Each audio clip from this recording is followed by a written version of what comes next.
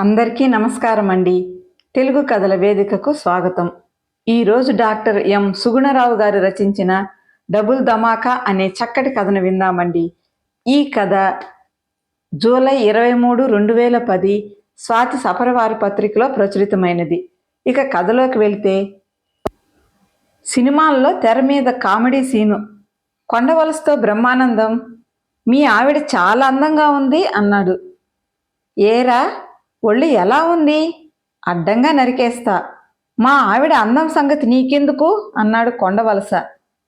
అన్నా, నేను అలా అనలేదే, మీ ఆవిడ మందంగా ఉంది అన్నాను. బ్రహ్మానందం మాటలకు అయితే ఓకే అన్నాడు కొండవలస. ఆ సీను చూసి పగలబడి నవ్వాడు సుబ్బారావు. పక్కన కూర్చున్న ప్రేక్షకుడి వీపు మీద కొట్టి మరి గట్టిగా నవ్వాడు.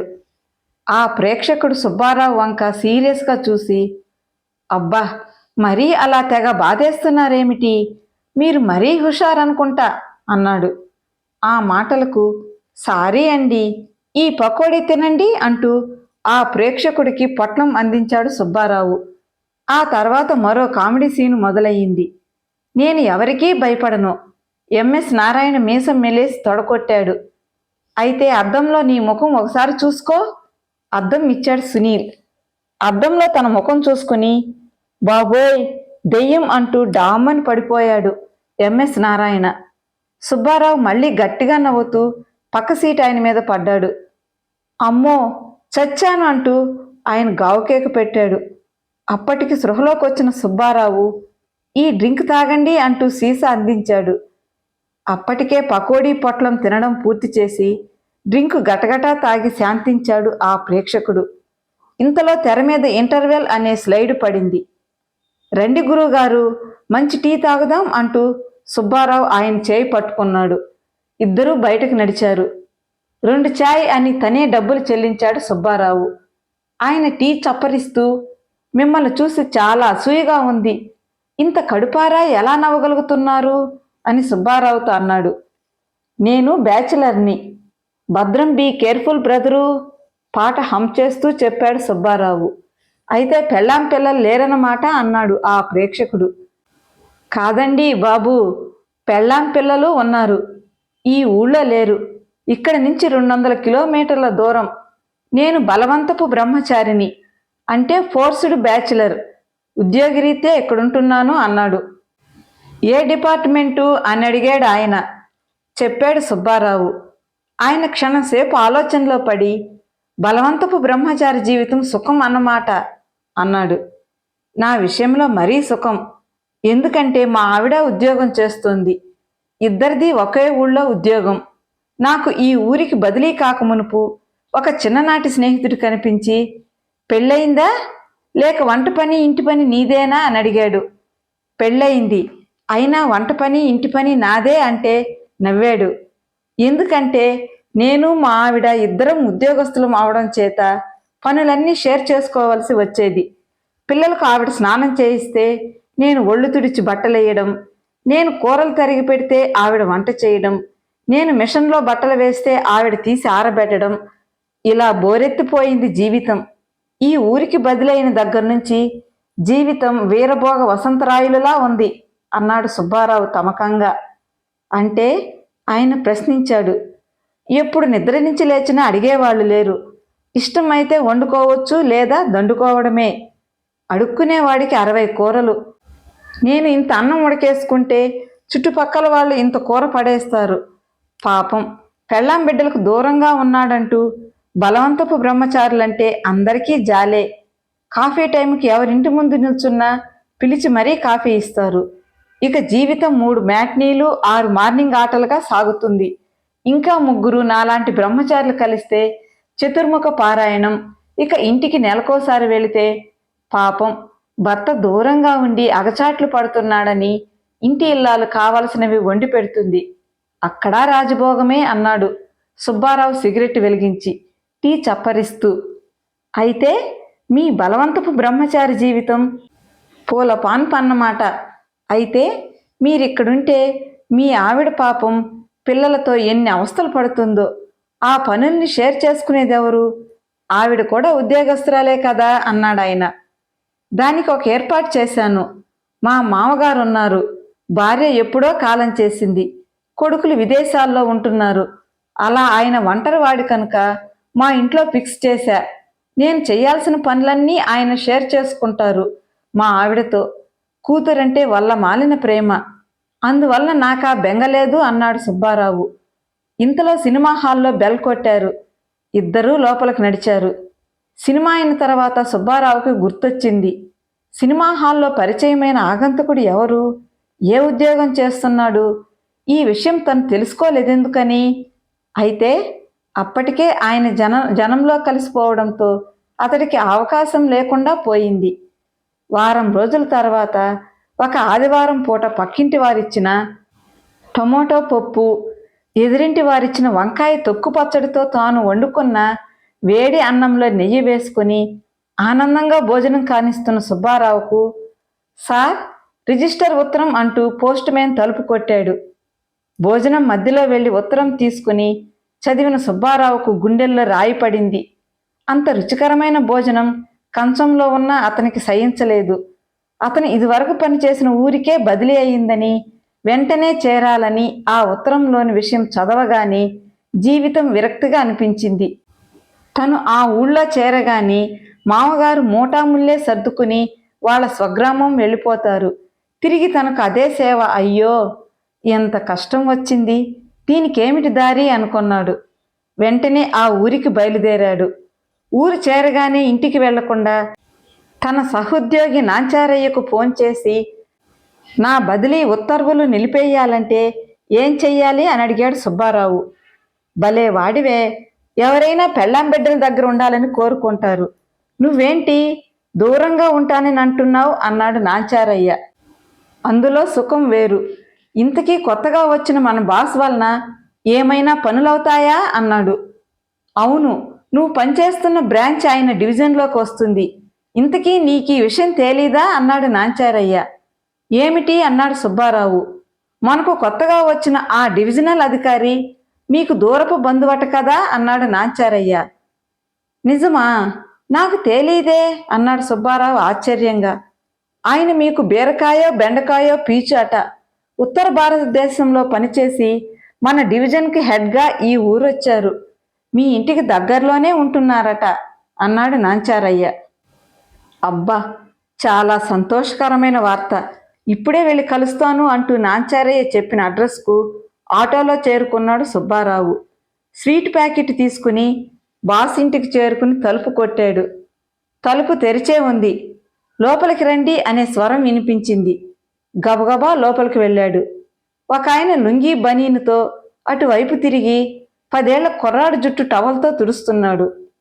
సార్, నమస్కారం అనేసరికి ఆయన తల తిప్పాడు. అతడిని చూసిన సుబ్బారావు కొయ్యబారిపోయాడు. తను ఆ రోజు సినిమా హాల్లో వీరబాదుడు బాదిన సహ ప్రేక్షకుడు. సార్, మీరా అన్నాడు ఆశ్చర్యంగా. అవును, నేనే. నా గురించి నువ్వేమీ అడగలేదని చెప్పలేదు. ఆ ఊళ్ళో మా బంధువులు ఉన్నారని వచ్చి సరదాగా సినిమాకు వచ్చాను. నిన్ను సినిమా హాల్లో చూసిన తర్వాత రోజే తెలిసింది నువ్వు నాకు వేలు విడిచిన మేనమామవని. మనం బంధువులం అని అన్నాడాయన చేయి కలుపుతూ. మరైతే బంధువులై ఉండి నన్ను మళ్ళీ ఈ ఊరికి బదిలీ చేశారంటే అల్లుడు గారు అన్నాడు సుబ్బారావు వరస కలుపుతూ. అది కాదు మామ, నువ్వు ఆ ఫోర్స్డ్ బ్యాచిలర్ జీవితం ఎంత ఆనందంగా అనుభవిస్తున్నావో తెలిసిన నాకు ఆ జీవితం ఒక్కసారి రుచి చూద్దామనిపించింది. అందుకే నేను ఇంకో ఊరికి డెప్యుటేషన్ మీద వెళుతున్నాను. అందుకే నిన్ను ఇక్కడికి బదిలీ చేయించాను అన్నాడాయన వివరంగా. మీకేమిటి ఉపయోగం నా బదిలీ వల్ల అన్నాడు సుబ్బారావు అయోమయంగా. మా ఆవిడ ఈ ఊళ్ళో ఉద్యోగం చేస్తోంది. కొంతకాలం ఒంటరి బ్యాచిలర్ జీవితం వేరే ఊళ్ళో గడపాలనే నా కోరిక నీ ద్వారానే తీరుతుంది. ఇంట్లో పిల్లల్ని చూసుకునేందుకు నేను లేనప్పుడు మా ఆవిడకు సహాయం చేసేందుకు నీకులా నాకు మామ లేడుగా. ఎప్పుడో కాలం చేశారు. అంచేత నేను ఆ ఊళ్ళో హాయిగా డెప్యుటేషన్ మీద పని చెయ్యాలంటే నువ్వు మీ మామగారిలాగా మా ఆవిడకు సహాయం చెయ్యాలి. ఎలాగూ నువ్వు నాకు వేలు విడిచిన మేనమామవు కాబట్టి అన్నాడాయన నవ్వుతూ. అల్లుడే మేనల్లుడులాగా మేనమామే మామన్న మాట అన్నాడు సుబ్బారావు ఆయన మాటలకు విరక్తిగా నవ్వుతూ. ఈ సంతోష సమయంలో ఒక జోక్ పేల్చు, హాయిగా నీలా పగలబడి నవ్వుతాను అన్నాడాయన. సుబ్బారావు మొహంలోని విషాదం గమనించకుండా. ఆయన మాటలకు సుబ్బారావు ఒకసారి పార్వతీదేవి పరమేశ్వరుడితో అందట, నీకు నాన్నలేడుగా అని. అందుకు పరమేశ్వరుడు, నీకు మామలేడుగా అన్నాడట. అనగానే ఆయన పెళ్ళును నవ్వుతూ సుబ్బారావు వీపు మీద కొట్టి, జోకు బాగుంది, అయితే వెంటనే వెళ్ళి డ్యూటీలో జాయిన్ అవ్వు అన్నాడు. వస్తున్న ఏడుపు ఆపుకుంటూ సుబ్బారావు ఆ ఇంట్లోంచి బయటపడ్డాడు. ఆ ఊళ్ళో జాయిన్ అయిన రెండో రోజు కూతురికి జడవేసి కొడుక్కి టిఫిన్ తినిపిస్తున్న సుబ్బారావుతో అతడి 10 ఏళ్ల కొడుకు, పాపం నీకెంత కష్టం డాడీ, ఇన్నాళ్ళు మాకు దూరంగా ఉండి సుఖపడ్డావు, ఇప్పుడు తాతయ్య చేసే పనులన్నీ చేయాల్సి వస్తోంది అన్నాడు. ఏముంది నాన్న, నేను పిల్లలకు సేవ చేస్తున్నాను కదా, పిల్లల్లో దేవుడున్నారంటారు, పిల్లలకు సేవ చేస్తే దేవుడికి చేసినట్టే, దానివల్ల పుణ్యం పురుషార్థం అన్నాడు సుబ్బారావు వేదాంతిలా. ఇంతలో టీవీలో డబుల్ ధమాకా అనే ప్రకటన వచ్చింది. డబుల్ ధమాకా అంటే ఏమిటి డాడీ అన్నాడు కొడుకు. డబుల్ ధమాకా అంటే డబుల్ ఆఫర్, అంటే ఒక పనికి 2 లాభాలు అన్నాడు సుబ్బారావు వివరంగా. అంటే అన్నాడు అర్థం కాక కొడుకు. తరువాత చెబుతాలే, ముందు స్కూల్కి బయలుదేరు అన్నాడు సుబ్బారావు విసుక్కుంటూ. తర్వాతి రోజు ఆఫీస్కి వెళ్లే ముందు తన బాస్ మరియు మేనల్లుడి గారి ఇంట్లో ఆయన సూచన మేరకు ఆయన పిల్లల్ని స్కూల్కి తయారు చేస్తున్న సుబ్బారావుకు తలుపు కొట్టిన చప్పుడు వినిపించింది. తలుపు తీశాడు. ఎదురుగా కొడుకు. ఆ సమయంలో బాస్ గారి అబ్బాయికి యూనిఫామ్ తొడుగుతున్నాడు. ఏంటి ఇలా వచ్చావు అన్నాడు. సెల్ ఫోన్ మర్చిపోయావు, మమ్మీ ఇచ్చి రమ్మంది అంటూ తండ్రిని పరిశీలనగా చూసి, పాపం మన ఇంట్లో పిల్లలకు సేవ, ఇక్కడ మీ బాస్ గారి ఇంట్లో అదే, ఒక ఉద్యోగం చేస్తూ 2 సేవలు అంటే 2 వైపులా పుణ్యం, అంటే డబుల్ ధమాకా అంతే కదా, నాకిప్పుడు అర్థమైంది అన్నాడు కొడుకు. ఆ మాటలకు సుబ్బారావు నీరసంగా నవ్వాడు. అదే రోజు సాయంత్రం బాస్ గారి అబ్బాయిని స్కూల్ నుంచి ఇంటికి తీసుకువస్తుంటే, తాతయ్య చాక్లెట్ అన్న పిలుపు వినిపించింది సుబ్బారావుకు. చుట్టూ చూశాడు. ఏంటి అలా చూస్తున్నావు, నేనే పిలిచాను, నువ్వు నాకు తాతయ్యవి అవుతావట, మా నాన్నకు మామయ్యవు కదా అన్నాడు బాస్ గారి కొడుకు. ఆ కుర్రాడి మాటలకు సుబ్బారావు సిగ్గుపడి తనను తాతయ్య అని పిలవడం ఎవరైనా చూశారేమోనని మళ్ళీ చుట్టూ చూసేసరికి అతడి డిపార్ట్మెంటుకు చెందిన సుబ్రహ్మణ్యం అనే మిత్రుడు ఎదురుపడ్డాడు. ఎవరి అబ్బాయి, నీ మనవడా అన్నాడు. ఆ మాటలకు సుబ్బారావు ఏడవలేక నవ్వుతూ, బాబు నాకు నిండా 40 ఏళ్ళు లేవు, అప్పుడే తాతనా, ఈ అబ్బాయి మన బాస్ గారి కొడుకు అన్నాడు. ఓహో, నాకు విషయం తెలిసిందిలే, ఆయనకు నువ్వు వేలో కాలో విడిచిన మేనమామ వట కదా, మొత్తానికి భలే ఛాన్సు, ఈ ఊరికి బదిలీతో పాటు తాతయ్యగా ప్రమోషను, డబుల్ ధమాకా అన్నాడు సుబ్రహ్మణ్యం. ఆ మాటలకు జుట్టు పీక్కున్నాడు సుబ్బారావు. అదే రోజు రాత్రి ఇంటికొచ్చిన సుబ్బారావు నీరసంగా మంచం మీద కూలబడ్డాడు. ఇంతలో ఎవరో కాలింగ్ బెల్ మోగించినట్లయింది. తలుపు తీశాడు. ఎదురుగా టై కట్టుకుని లెదర్ బ్యాగుతో నిలబడ్డ యువకుడు. అతను కరచాలనం చేస్తూ, సార్, బంపర్ ఆఫర్, ఒక డ్రాయర్ కొంటే బనీన్ ఉచితం, ఒక చొక్కా కొంటే ప్యాంటు, ఒక చీర కొంటే జాకెట్టు ఫ్రీ, వీటన్నిటితో పాటు జేబు రుమాళ్ళు అదనపు బహుమతి, డబుల్ ధమాకా అన్నాడు. ఆ మాటలకు ఉగ్రరూపం దాల్చిన సుబ్బారావు, షటఫ్, ఆ పదం వాడకు, ఇప్పటికే దాన్ని విని విని విసిగెత్తిపోయాను అంటూ తలుపు దడేల్మని మూశాడు. ఇంతలో ఫోన్ మోగింది. అతడి మిత్రుడు నాంచారయ్య, సుబ్బు, ఈ రహస్యం నీకు తెలిసిందా, నీకు బదిలీ చేయించింది మీ మామగారేనట, ఆయనను నువ్వు మీ ఇంట్లో శాశ్వతంగా బందీ చేసి మీ పిల్లలకు ఆయాగా మార్చినందుకు మీ బాస్తో కలిసి ఈ పని చేశాడట, పైగా మీ బాస్కు నీ మీద కసిగా ఉందట. ఆ రోజు సినిమా హాల్లో నువ్వు రెచ్చిపోయి నీ బలవంతపు బ్రహ్మచారి వైభోగం గురించి విశ్లేషించడంతో ఆయన అసూయతో ఈ బదిలీ చేయించాడట. మీ మామగారు నిన్ను మీ బాస్ ఇంట్లో తను ఇదివరకు మీ ఇంట్లో చేసిన డ్యూటీని నీతో చేయించమనే సలహా ఇచ్చి కసి తీర్చుకున్నాడట. అలా ఆ 2 వ్యక్తులు కలిసి కసితో నీ బదిలీ సాధించారు. అలా నీకు డబుల్ ధమాకా. అలాగే నీకు 2 శిక్షలు ఏకకాలంలో కలిగించారు. అలా చూసుకున్నా డబుల్ ధమాకానే. ఇక సుబ్బారావు ఆ మాటలు వినలేక దబ్బున పడ్డాడు. కథ సమాప్తమండి. కథ నచ్చితే లైక్ చేయండి, షేర్ చేయండి, మీ అభిప్రాయాన్ని కామెంట్ రూపంలో తెలియజేయండి. మరిన్ని చక్కటి కథల కోసం మన ఛానల్ని సబ్స్క్రైబ్ చేసుకోండి. కథ విన్నందుకు ధన్యవాదాలండి. మరలా మరో చక్కటి కథతో కలుసుకుందామండి. అంతవరకు సెలవా మరి.